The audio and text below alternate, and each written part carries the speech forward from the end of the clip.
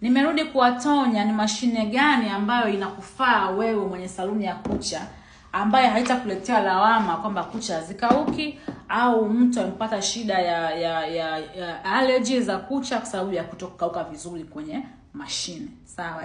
Kwa mimi nina kucha na rangi kama na mashine kama aina 4, na hii hapa ambayo ni ya kucharge, na hii ya kucharge, na hii pia ni ya kucharge, na hii pia ambayo sio ya kucharge, ambao of course na watu wengi wanazo hizi hapa. So haihusiani kwamba sababu hizi nyingine ni za kucharge ama nyingine ya kucharge, hapana, ila mimi naangalia nguvu ambayo ipo ndani ya mashine yako. Sawa?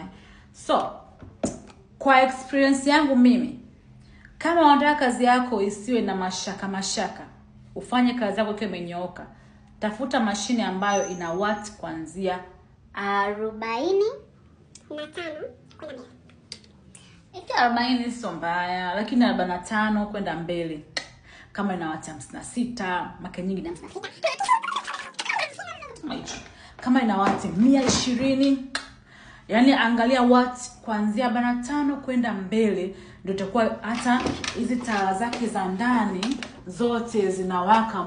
Hakika mkono hapa kote mpaka huku zinakauka vizuri, mwanga wa kutosha, kwa sababu pia isipokauka inamtamletea allergies kama nilivyosema. Sawa? Kwa hiyo usitishike na brand, usitishike na uzuri wa nje, angalia kwenye box au kwenye ile karatasi la maelezo ina watt ngapi. Sawa na hizi mashine hizi hapa ndogo za mikono, hizi za mashine moja. Ukitaka uumbuke, chukua sio watt 2. Hizi ndogo angalau watt nzuri ni 5.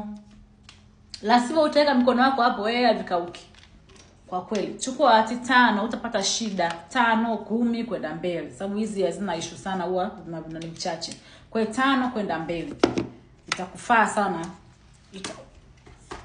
Okay. So ndo hivyo. Kwa hiyo nikatamani niwaelekeze kuhusu matumizi ya hizi mashine na jinsi ambayo utafanya upunguze malalamiko. That's it. Bye bye.